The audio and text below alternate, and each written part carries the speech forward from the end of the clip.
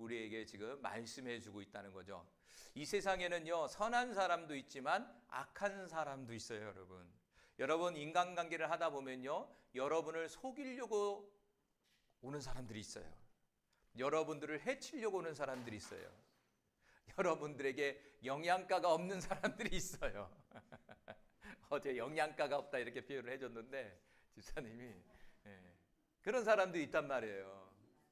참 세상에는요, 별난 사람이 다 있어요. 교회 안에도 그럴까 안 그럴까요? 교회 안에도요, 별난 사람이 있어요. 다 달라요. 교회는 특별히 별난 사람이 많이 와요. 그렇기 때문에 서로가 이해를 해줘야 돼요. 할렐루야.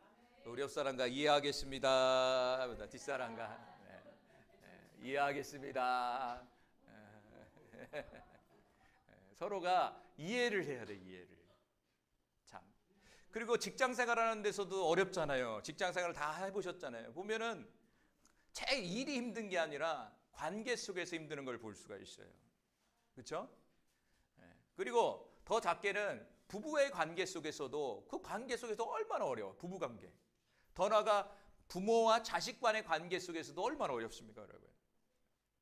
그래서 우리에게 중요한 것이 뭐냐면 관계를 잘 맺을 수 있는 사람이 돼야 돼. 그러려면요, 마음이 넓어야 되고, 더 중요한 건 예수님의 사랑으로 우리의 마음이 충만해져야 돼요. 예수님의 사랑이 우리에게 충만해질 때 원수도 사랑할 수가 있는 거예요. 인간적인 아무리 이해도요, 원수는 사랑할 수 없거든요. 원수를 사랑할 수 있는 그 원동력은 바로 하나님의 사랑이 있어요. 그래서 이 시간 하나님의 사랑이 이곳에 모인 우리 모두에게 충만하게 넘쳐서 서로를 이해해주고 품어주고 기도해줄 수 있는 아름다운 공동체가 되기를 간절히 소망합니다. 자, 오늘 본문으로 돌아간다면 27번째 지혜로운 자들이 핍박을 받는 내용이 나와요. 지혜로운 자. 자, 33절 봅니다. 33절 시작. 백성 중에 지혜로운 자들이 많은 사람을 가르칠 것이나 그들이 칼날과 불꽃과 사로잡힘과 약탈을 당하여 여러 날 동안 몰락하리라. 우리가 지난 시간에 32절에 보면 안티오쿠스 4세가 하나님 믿는 사람들을 엄청나게 핍박을 했단 말이에요. 그런데 그 가운데서 하나님이 누구를 일으켜주면 용감한 자를 일으켜 세우셨다라고 32절에 말씀해 주고 있다는 거예요. 믿음의 사람, 용감한 자가 일어나서 대항하여 싸우게 했다라고 이야기를 말씀하고 있었다는 것이죠. 그러니까 믿음인데 용감한 자예요. 그러니까 우리에게 믿음이 주어지면요, 담대해질 수 있어요, 승준아. 믿음이 주어지면 담대해질 수 있단 말이야. 우리가 인생을 살다 보면 두려운 것들이 얼마나 많습니까? 때로는 문제 앞에 발발 떨 때가 얼마나 많아요. 그렇죠? 저도 많아요. 그렇지만 우리에게 믿음이 충만해지면 그것을 이겨낼 수 있는 힘이 있더라고요. 제가 경험해 보니까. 오늘도 그 믿음의 사람들, 용감한 자들을 일으켜 세우고 계세요. 오늘 이 예배를 통해서 여러분이 담대함을 얻길 바랍니다. 그 용감한 자가 어떤 자냐? 바로 오늘 본문에 나오는 지혜로운 자들이에요. 지혜로운 자들. 지혜로운 자들. 지혜. 너무나 중요한 덕목이에요. 히브리어에 보면은, 볼까요? 히브리어 그러면 히브리어로 넘겨주세요. 사칼이라는 말이에요. 히브리어. 사칼. 히브리어입니다. 히브리어. 성경은요, 원래 히브리어로 써졌어요. 히브리어를 한글로 번역한 거예요. 원래 원어는 사칼이에요. 사칼.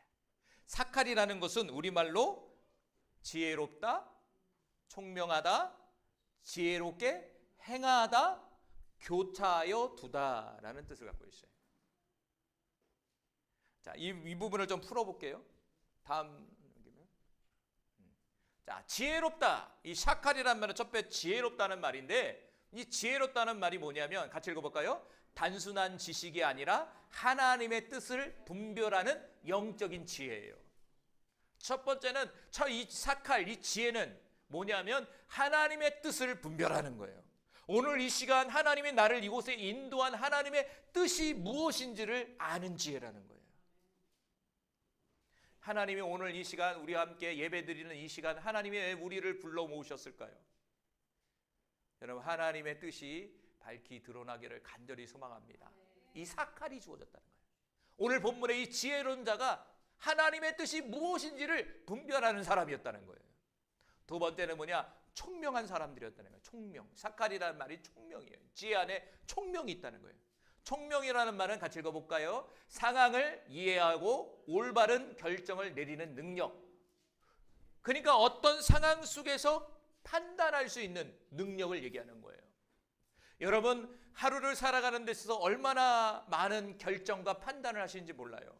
여러분, 오늘 하루도 내가 갈까 말까라는 고민 속에서 얼마나 그게 고민을 하셨을까요? 알아요. 충분히 이해합니다, 여러분. 근데 그 결정 속에서 올바른 결정이 있고 잘못된 결정이 있다는 거예요. 나의 인생 속에서 좋은 형통의 길로 갈 수 있는 결정이 있지만 반대로 잘못된 결정으로 해서 내 인생이 망하는 결정이 있단 말이에요. 신앙뿐만 아니라 여러분의 삶 속에서도 얼마나 많은지 몰라요. 그러기에 뭐냐? 총명이 필요한 거예요. 그 올바른 결정과 선택을 통해서 여러분이 성공의 길, 축복의 길, 행복의 길로 갈 수가 있는 거예요. 이렇게 보면요, 제일 중요한 게 뭔지 아십니까? 인생 속에서요? 남자고 여자고? 결혼이에요, 결혼. 결혼이에요. 동의하세요? 결혼이에요, 결혼. 남자와 여자가 사는 것 쉽지 않더라고. 쉽지 않으니까 이게 힘들잖아요. 힘들면 서로 헤어지기도 하고 그러잖아요. 그만큼 남자와 여자가 같이 산다는 건 쉽지 않은 거예요. 뭘 먹이는 분은 다 뭐 했으니까 뭐 끝났지만 결정 끝나서 뭐 지금의 그 결과를 지금 살고 계시는 건데, 우리 아이들이 이제 앞으로 이제 결혼을 했을 때 그 대상을 잘 결정할 수 있도록, 잘 판단할 수 있도록 해야 된다는 거예요. 제가 그랬잖아요. 사모님과 제가 결혼할 때는 저는 한 4일 금식하고 우리 사모님 한 5일 금식하고 서로 연애 기간이 있었지만 결혼은 또 다른 문제잖아요. 한 4년 동안 연애를 하고 있었지만 또 결혼 막상 이제 결혼하려고 하니까 생각들이 많아지잖아요. 그래서 사모님 5일 금식하고 저 4일 금식하고, 그래서 이제 하나님의 맞겠다. 그래서 결혼을 하게 됐다는 거예요. 그런데도 전쟁터예요, 아직도. 서로 안 맞잖아요. 목사님도 똑같아요, 뭐 사는 거. 그만큼 어려운 거죠. 총명이 중요한 거예요, 여러분. 예를 들었지만. 세 번째 뭐냐면 샤칼의 말이 지혜롭게 행하다. 다시 말하면 행동으로 옮기는 지혜를 얘기하는 거예요. 내가 판단하는 것도 있지만 행동하는 지혜는 또 다른 거예요. 행동하는 지혜. 행동할 수 있어야 됩니다, 여러분. 어떤 말에 있어서 실천을 해야 된다는 거예요. 그런데 그것 또한 샤칼이 필요하다 이거예요. 네 번은 뭐냐? 교차로 두다라는 말이에요. 지혜롭다는 말이에요. 교차로 둔다는 것은 뭐냐면 분별하여 구분하는 거예요. 옳고 그름을 구분하여 두는 거예요. A와 B가 있어요. A와 B를 교차해 두는 거예요. 그리고 이 A가 맞다라는 거예요. 이게 오늘 본문에 나오는 샤칼, 또는 오늘 본문에 나오는 지혜로운 자. 지혜로운 자가 이런 사람이었다는 거예요. 하나님의 뜻을 분별하고 또 상황을 잘 이해하고 그리고 그 지혜에 따라 행동으로 실천하는 지혜, 그리고 더 나아가 분별하여 구분할 수 있는 능력을 갖고 있는 자, 이 자가 오늘 본문의 백성 중에 지혜로운 자라는 거예요. 이 백성은 구약의 하나님의 백성 유대인들을 얘기하는 거죠.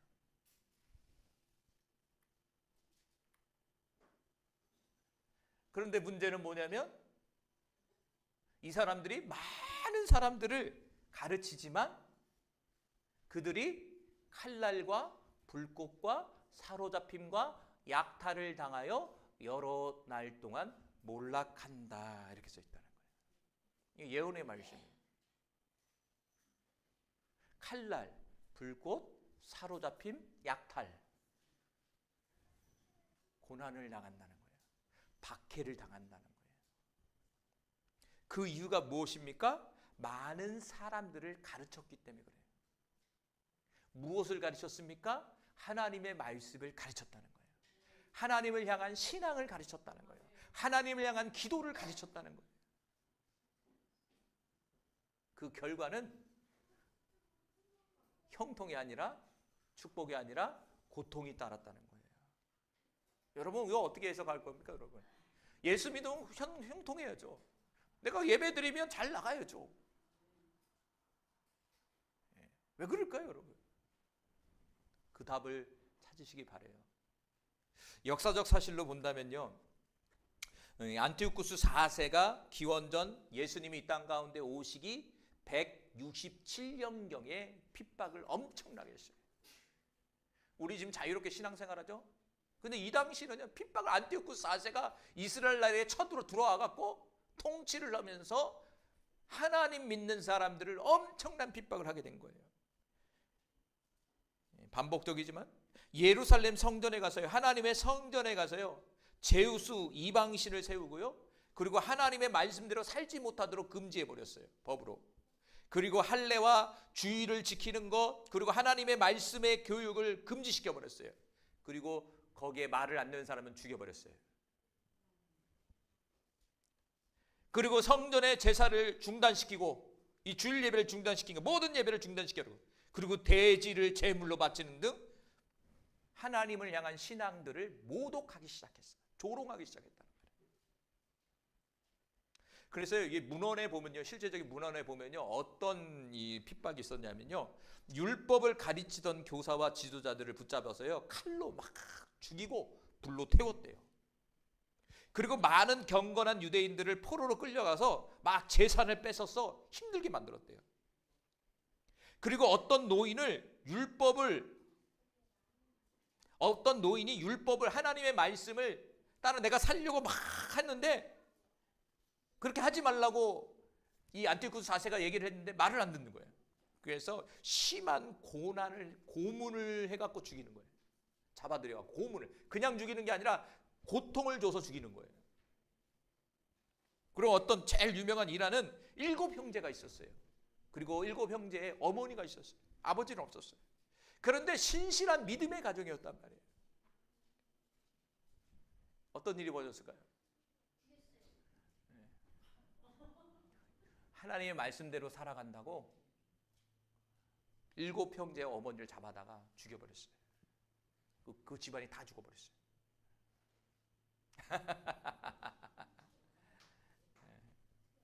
여러분 어떻게 알겠어요? 이 주일날 교회 오면 죽습니다. 앞에서 딱 칼 들고 기다리고 있어요. 생각해 보셔야 되겠죠. 처음 오셨는데 부담스러운 말씀을 좀 이런 핍박이 있었다는 거예요, 이 당시에. 여지없이 지혜로운 자들에게도, 더 나아가 그 당시에 모든 하나님을 믿는 사람들, 하나님의 백성들에게도 이런 고통이 찾아왔다는 거예요. 그 엄청난 사람들이 신앙을 지키기 위해서 순교를 했다는 거예요, 그 당시에. 그거를 지금 다니엘에게 미리 예언해 주는 거예요, 지금. 이 말씀은 이루어진 사실이 아니라 예언을 해주는 거예요. 하나님이 가르쳐 주는 거예요. 그래서 우리 하나님이 때로는요, 우리의 인생 속에 되어질 일들을 미리 가르쳐 줄 때가 있어요. 그걸 뭐라고 그러는지 아십니까? 신앙적 급에서 감동을 줄 때가 있어요. 누가 떠오르게 만들 때가 있어요. 아, 저 사람을 전도해야지, 이렇게 떠오를 때가 있단 말이에요. 근데 내 마음이 아니라 하나님이 주신 마음이거든요.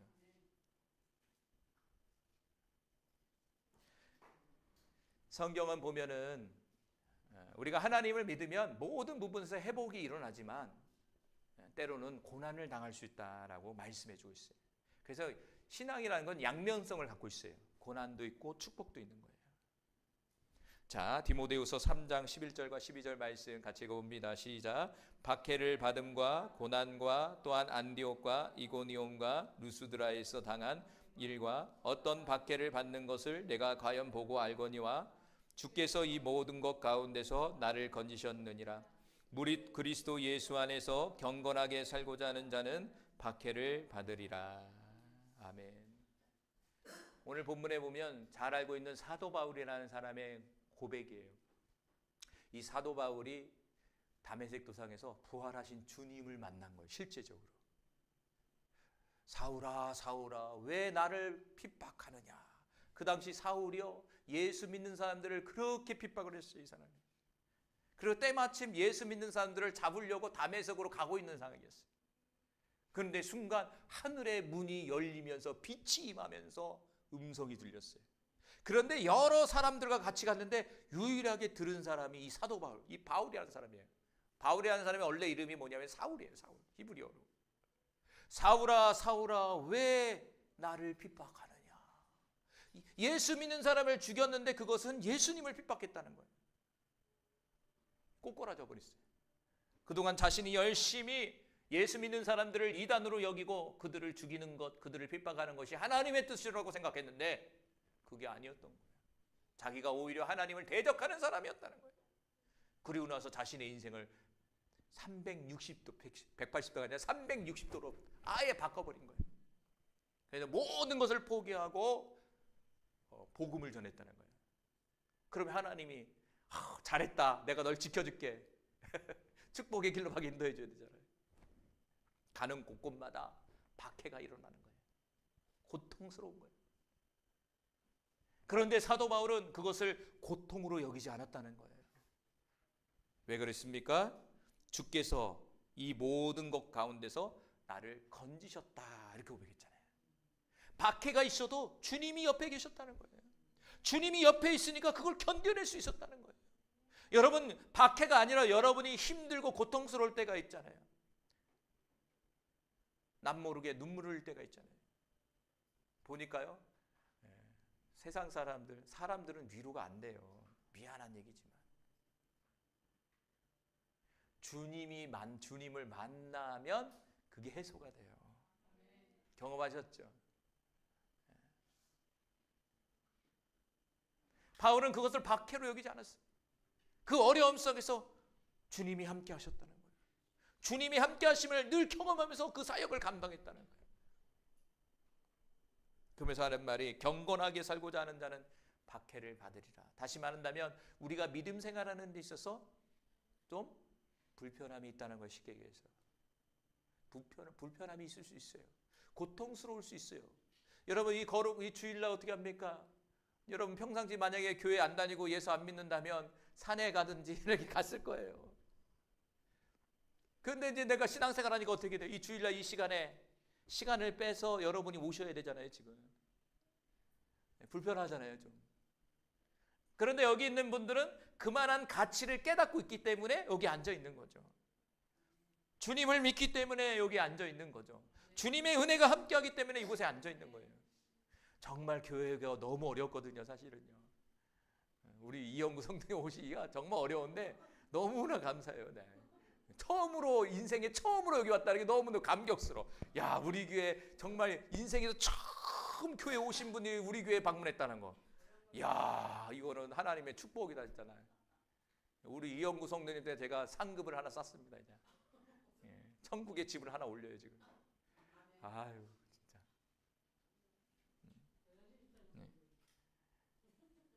마태복음 5장 12절 말씀 또 읽어봅니다. 시작. 기뻐하고 즐거워하라. 하늘에서 너희 상이 큼이라.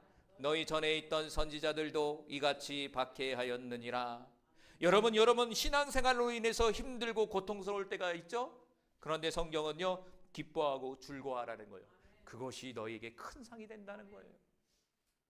어떤 목사님이 이제 노년까지 열심히 40년 목회를 했는데 사랑하는 아내 사모님이 죽게 됐어요. 이 목사님이 죽고 나서 너무 상심이 큰 거예요.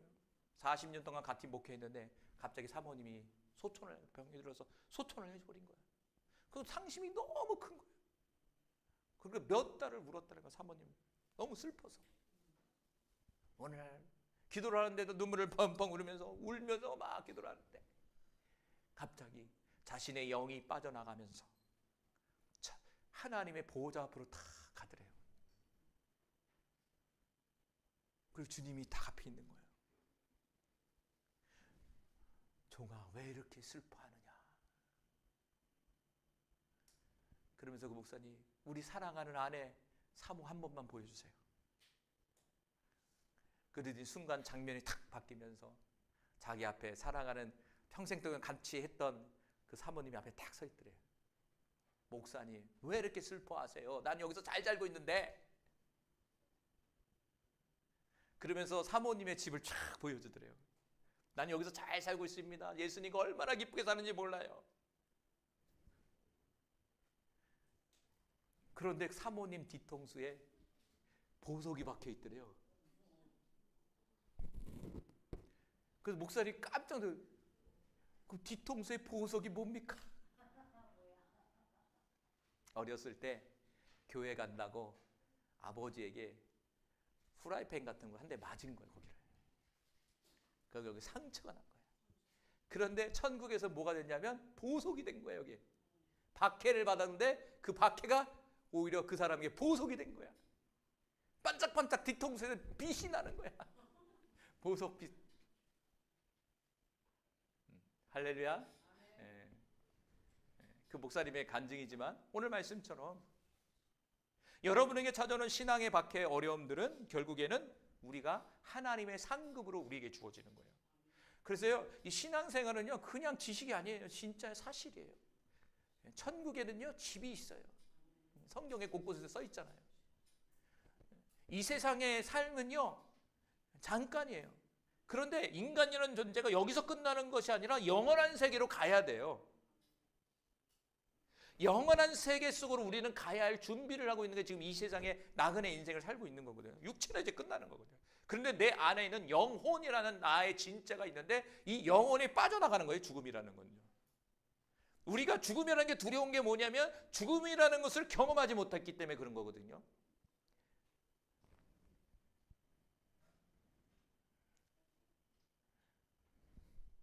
그래서 우리는 저 세상에 소망을 두면서 인생을 살아가야 돼요.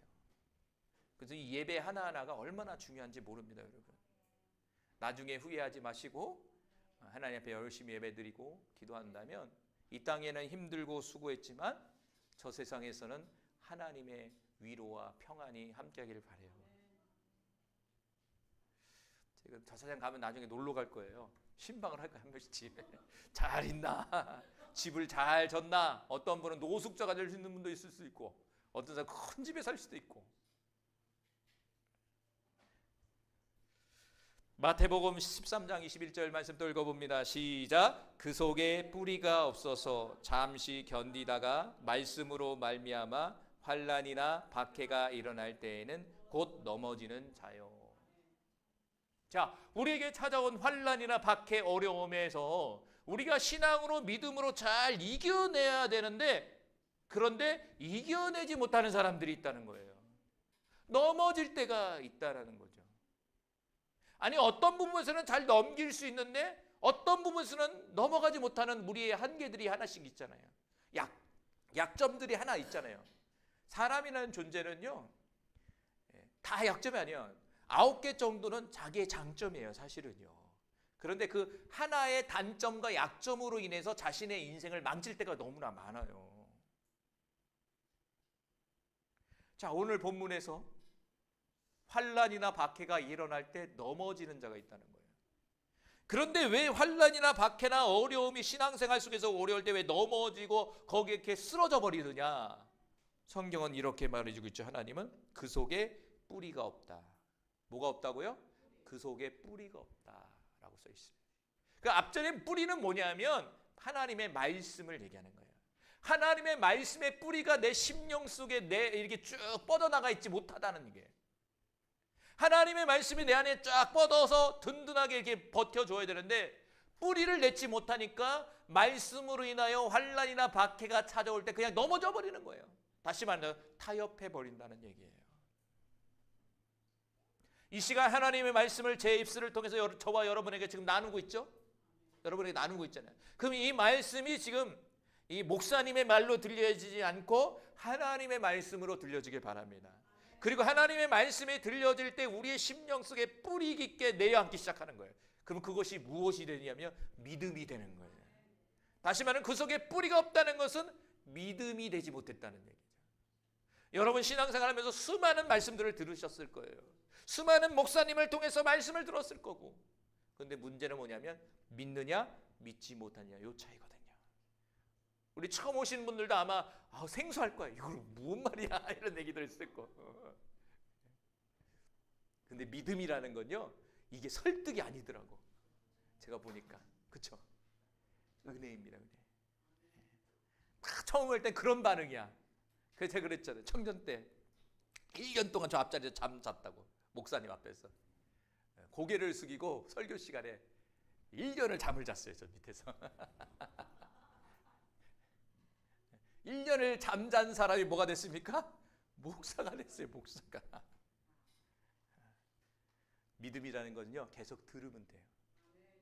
무엇을 듣느냐? 하나님의 말씀, 그리스도의 말씀을 들으면 돼요.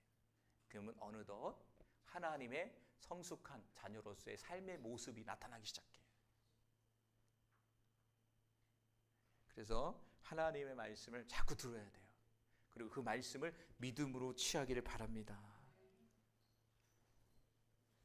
그러면서 두 번째로 지혜로운 자들과 속이는 자들이 결합한다는 거예요. 34절 말씀 읽어봅니다. 시작. 그들이 몰락할 때에 도움을 조금 얻을 것이나 많은 사람들이 속임수로 그들과 결합할 것이며. 참. 여기서 그들이 몰락할 때에, 여기서 그들은 누구냐면 지혜로운 자를 얘기하는 거예요.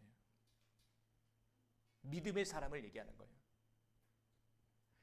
그런데 그 믿음의 사람들이 어떻게 하냐면 핍박 속에서도 이겨냈다는 얘기예요. 도움을 조금 얻었다는 것은 뭐냐면 이겨냈다는 얘기예요. 그런데 이겨내는 상황 속에서 어떤 일이 벌어지냐면 많은 사람들이 속임으로 그들과 결합한다. 이 말은 무슨 말일까요, 여러분? 자, 지혜로운 자는 신앙을 가지고 싸운 사람이에요. 신앙과 믿음을 가지고 하나님의 뜻을 향해서 열심히 싸운 사람들이란 말이에요.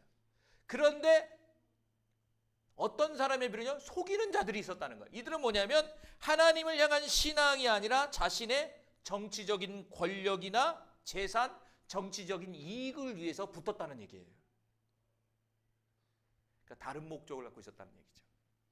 성경은 그들의 마음을 깨뜨려 본 거예요. 하나님을 향한 열정과 믿음이 아니라 그들의 많은 딴 마음을 품고 왔다는 거예요. 그래서 역사적 사실을 보면요, 이 34절에 그들이 몰락할 때 도움을 조금 얻을 것이나 많은 사람들이 속임수로 그들과 결합할 것이다. 이거는요, 역사적 사실에 보면 마카비 혁명의 초기에 마카비 혁명이 일어났어요. 마카비 혁명은 뭐냐면 안티오쿠스 4세를 대항해서 싸우는 어떤 혁명, 우리가 3.1 운동과 같이 그런 운동이 일어났는데 이제 실제적으로 무기를 가지고 싸웠다는 거예요. 마카비 형제가 봉기를 일으켜서. 그래서 수많은 세력들이 있었는데 그 수많은 세력들이 규합을 해갖고 이 안티오쿠스 4세와 싸움을 벌이는 거예요. 독립을 위해서, 자신의 민족의 독립을 위해서. 그러한 과정 속에서 속이는 자들, 다른 마음을 가지고 와서 같이 그 일들을 감당하는 사람들이 있었는데 오늘 성경에서는 그들을 속이는 자다 이렇게 표현해주고 있다는 거죠. 그러니까 겉과 속이 달랐다는 거예요. 신앙생활이 그렇죠. 겉과 속이 하나가 되어야 돼요. 그런데 우리는 겉과 속이 다를 때가 너무 많다는 거예요, 여러분. 자, 이사야서 29장 13절 말씀, 하나님은 그걸 꿰뚫어 보고 계시거든요. 자, 읽어봅니다. 시작. 주께서 이르시되 이 백성이 입으로는 나를 가까이하며 입술로는 나를 공경하나 그들의 마음은 내게서 멀리 떠났나니. 쉬운 얘기할게요. 여기 딱 앉아 있단 말이에요. 예배 드리잖아요. 지금 다 하나님 말씀 듣고 있잖아요. 근데 마음은 딴 곳 가 있는 거예요. 저기 집 가 있든지 저기 산 가 있든지, 끝나고 이렇게 해야지. 주님 뭐라고 합니까? 입으로는 나를 가까이 한다는 거야. 아멘 할렐루야 이러는데 마음은 멀리 떠나버렸다는 거예요. 그러니까 신앙생활이라는 것은 겉과 속이 하나가 돼야 돼요. 그런데 겉이라는 것은요, 속에서 나오는 거예요. 원리가 그래요. 속에서 겉으로 나오는 거예요. 겉에서 속으로 들어가는 게 아니에요. 속에서 겉이 나오는 거예요. 그러니까 오늘 본문에 이 지혜로운 자와 속이는 자가 결합했다는 것은 이게 땀만 품은 사람들. 겉은 괜찮은데 속은 땀만을 품고 있는 거야. 겉은 너무 은혜스러운데 속은 더러운 사람들.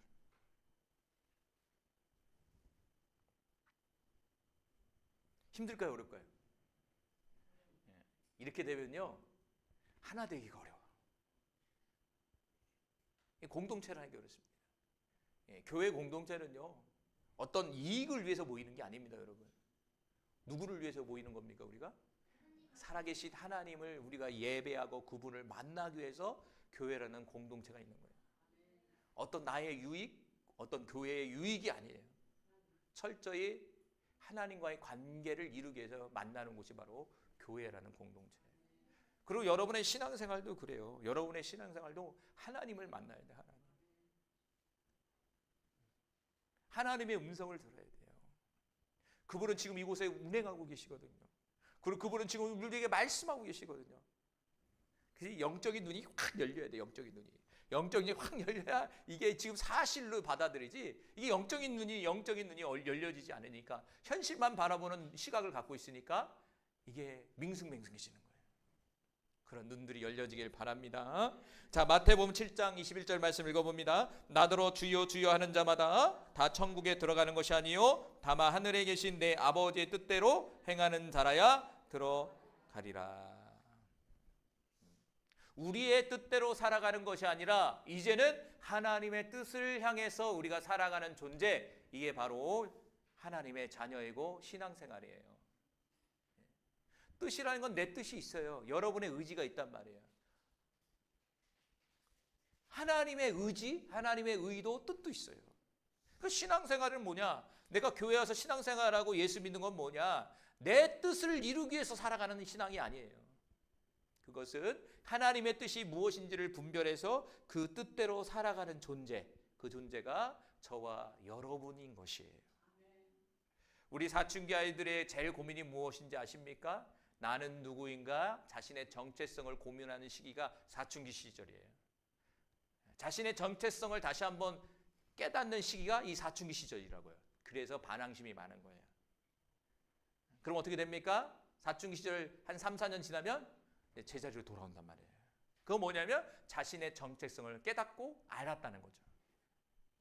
그러니까 신앙이라는 것도 정체성이 있어야 돼요. 나는 누구인가? 나는 왜 예수를 믿는 것인가? 나는 이 거룩한 주일날 왜 예배를 드리고 있는 것인가? 나라는 존재는 어떤 존재지? 아버지의 뜻을 행하는 자예요. 다시 말하면 우리가 천국이라는 곳에 우리가 가야 되는데, 천국이라는 곳은 어떤 곳이냐? 아버지의 뜻을 이룬 자들이 가는 것이고, 천국은 아버지의 뜻이 충만한 곳이에요. 여러분, 얼마만큼 여러분의 인생 속에서 아버지의 뜻을 이루며 살아갔습니까? 한 주 동안에 아버지의 뜻을 잘 이루셨습니까? 하나님을 아버지라고도 부르긴 해요. 우리 모두 그러한 뜻이 이루어지길 바라요. 그러면서 세 번째로, 연단을 받은 정결하고 희게 된 자들이 나왔다라고 써 있어요. 35절 시작. 또 그들 중에 지혜로운 자 몇 사람이 몰락하여 무리 중에서 연단을 받아 정결하게 되며 희게 되어 마지막 때까지 이르게 하리니 이는 아직 정한 기한이 남았습니다. 자, 35절에 보니까 지혜로운 자들이 연단을 받았다. 다시 말한다면 앞전에 보면 이 지혜로운 자들이 고통을 당하고 핍박을 당했단 말이에요. 그리고 때로는 죽임을 당하고 순교를 했단 말이에요. 하나님은 우리에게 고난을 주고 핍박을 주고 어려움을 주는 이유가 뭐냐? 이 35절에 뭐라고 표현하냐? 연단으로 표현해 준 거예요. 하나님과의 나의 관계 속에서 연단이 이루어진 거예요. 그것은요. 우리의 보기에는 박해고 고난이고 힘든이고 고통스러움이지만 하나님의 입장에서 저와 여러분을 바라볼 때는 연단하는 거예요. 연단이라는 말은 차라프라는 말이에요. 차라프라는 말은 뭐냐면 그 대장장이가요, 금속을 만들 때 하는 것을 연단이라고 얘기하는 거예요. 이게 차라프. 정련하다, 정제하다, 시험하다. 다시 말한다면 정련한다는 건 뭐냐면 금속을 물에 달궈서 불순물을 제거하는 과정을 정렬하다라는 거예요. 불순물을 제거하는 거예요. 정죄하다는 건 뭐냐면 순수하게 깨끗하게 만드는 거예요. 그리고 시험하다는 말은 뭐냐면 시련을 통해서 진짜와 가짜를 가려내는 거예요. 진짜와 가짜를 가려내는 거예요. 그러니까 하나님이 차라프 연단했다는 것은 이 지혜로운 자들의 마음속에 있는 불순물을 제거하는 어떤 시기였고, 우리말로 하면 죄들을 잘라내는 시간이었다는 거죠. 하나님 앞에 합당하지 못한 마음들을 잘라내는 시기였던 거예요. 그리고 이들을 깨끗하게 만드는 시기였다는 거예요. 그리고 이들이 진짜 믿음을 가질 수 있도록 만드는 시기가 바로 연단의 시간이었어요. 근데 그 연단을 박해로 하셨다는 거예요. 그러니까 대장장이가 망치로 막 두들겨 대는 거예요. 망치로 막 두들겨 대는 거예요. 칼을 만들 때도 그렇잖아요. 잘 때 뭡니까? 금속을 부어서 불에 넣어버려 갖고 꺼내서 망치로 두들겨 대잖아요. 그래서 피잖아요. 그래서 칼이 되잖아요. 그 연단이라는 것이 이거다 이거예요. 차라프. 그러니까 박해와 고난과 힘듦과 고통은 결국엔 저와 여러분의 마음을 깨끗하게 만들고 더 나아가 진짜 믿음을 만들어내는 과정이다라는 것을 설명해 주고 있는 거죠. 그래서 잠언서 17장 3절에 도가니는 은을, 풀무는 금을 연단하거니와 여호와는 마음을 연단하신다. 하나님은 오늘도 우리의 마음을 연단하시는 거예요. 그러니까 여러분의 고통과 어려움과 힘들들은 결국에 여러분의 마음을 진짜 믿음으로 바꾸시기 위한 하나님의 일하심이다. 그걸 믿으시고 여러분의 연단을 믿음으로 잘 이겨낼 수 있는 은혜가 나타나길 바랍니다. 기도합니다. 할렐루야.